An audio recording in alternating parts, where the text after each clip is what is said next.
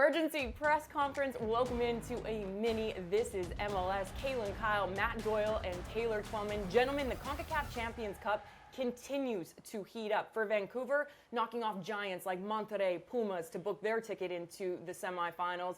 And for Inter Miami, a huge comeback win over LAFC, 3-2 on aggregate. Lionel Messi with a brace to get their ticket into the semis. Now, last night over in Vancouver, in front of 50,000 people, Vancouver continue to do the unthinkable.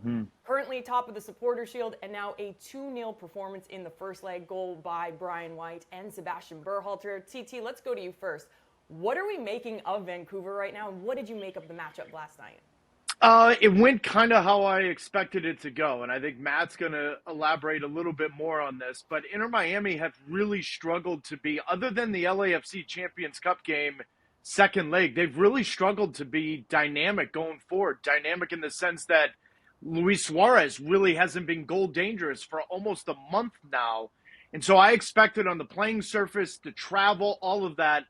I kind of expected Mascherano in the group saying, if we leave here only losing 1-0, we'll be fine with that. I think that's why the second goal from Sebastian Berhalter was massive, because you need everything and anything when you go play the second leg in Miami. I love what Vancouver's doing. I have from the moment Ryan Gold got injured. And the reason why I say that is everyone collectively is buying into what they're doing. They were barely in the top 20 in possession of Major League Soccer in 2024. Right now, they're in the top 4. They've completely changed the way they go about their game. They've completely changed by the way they approach the game, in the sense that this looks like a confident group. This looks like a group that believes in what they're doing. And Matt, you and I have had many conversations off camera about this. I love Brian White, always have. There's a lot of similarities to his movement, the way Chris Wondolowski would play that position. I think Brian White can play the position solo, where Chris Wondolowski was better as a second striker, but that's not the point. The point is Brian White's on fire. He's got a team that supports him in doing so. Matt, I know you love the performance because the underdog won, but more so the way Vancouver's approaching the game and the way they're executing their tactical game plan. It's needless to say, they may be the best team in MLS right now. I mean, they look like it right now, even when things aren't going the way they had hoped, which is what head coach Jesper Sorensen said after this game last night. He's like, we didn't play the way we wanted to play. And to that point, they're a possession team. When they're at their best, they're on their front foot, getting 60-65% possession. They had 31% possession last night, but they still controlled the game with that 4-3-3 mid-block and became dynamic going forward because of it. And we saw it within 3 minutes. That through ball from Pedro Vite, a one-time through ball up the wing, that was almost 1-0 within 3 minutes. And, of course, 20 minutes after that, Brian White does make it 1-0. And his ability to threaten in behind, that's not something I ever thought he had.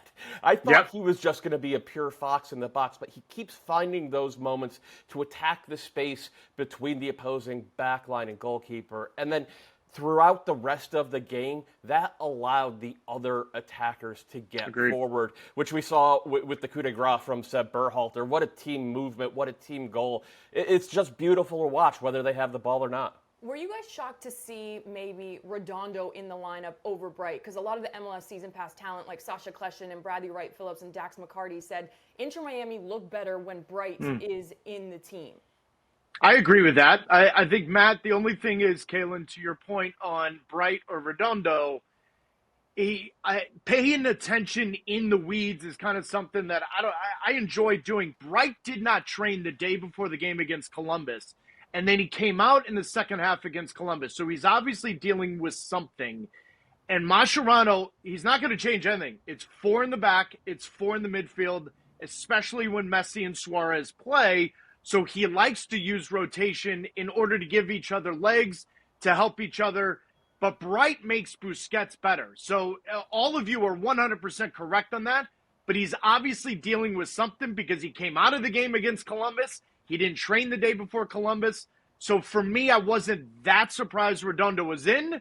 But I was surprised that Segovia and Allende are in, because he hasn't really pulled both of those guys together. Last night almost gave you a glimpse that may be the best team in Mascherano's mind in getting a result that's on the road.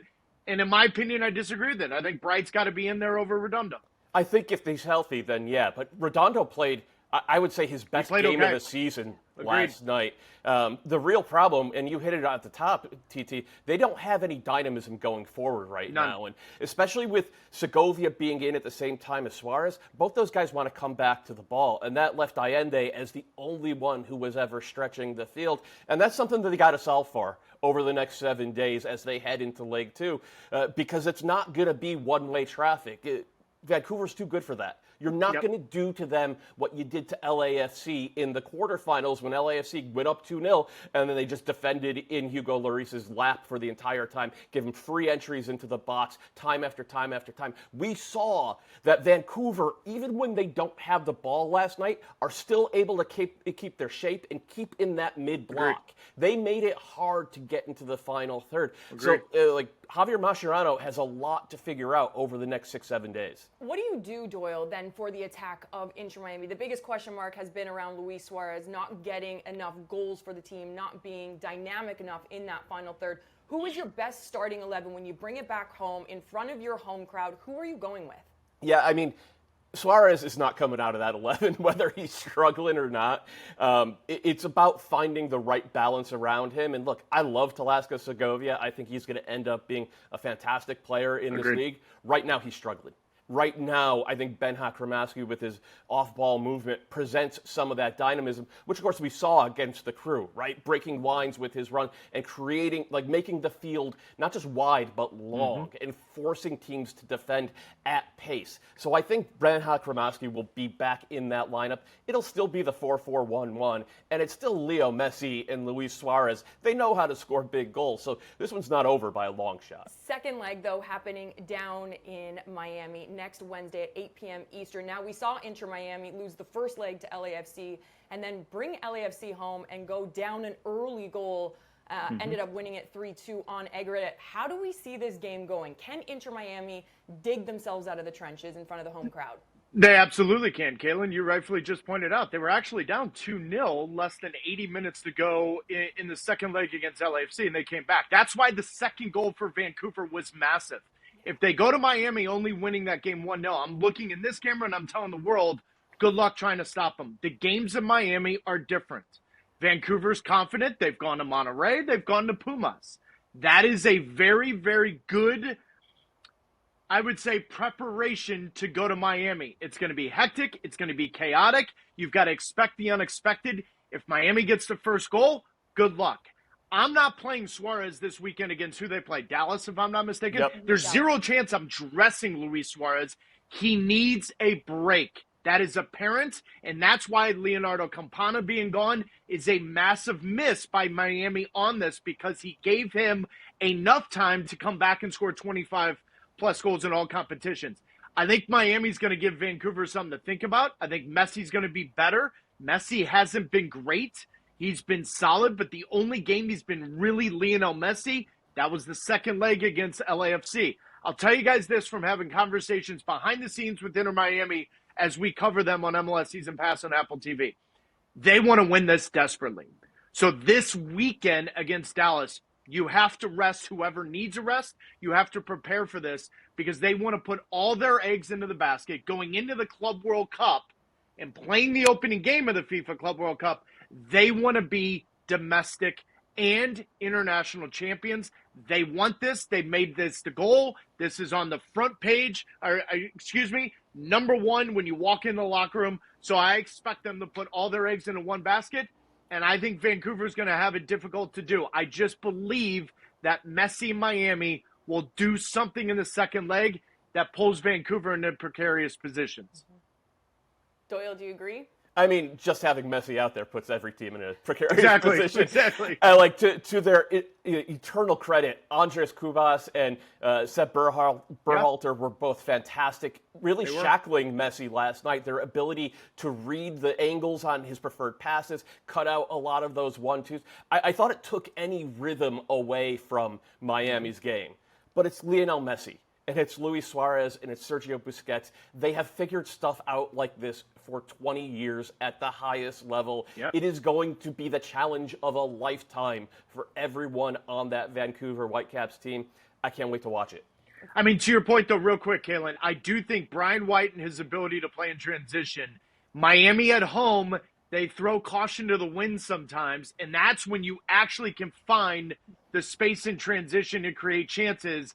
I just feel like Brian White, I mean, keep in mind, LAFC should have won that game. Bouanga had 2 or 3 unbelievable opportunities to bury the game. I'd be shocked if Brian White is missing those 2 or 3 chances. TT, very quick. Brian White, U.S. men's national team 2026. Should he get a look? I'll be shocked if he doesn't get a look in this Gold Cup. Absolutely. He deserves it. He should. But God forbid we have someone in the box that just likes to score goals. Who wants players like that? Well, that does it with us for our mini This Is MLS. For myself, Kaylyn Kyle, Matt Doyle, and Taylor Twellman. You can tune in to the second leg next Wednesday at 8 p.m. Eastern.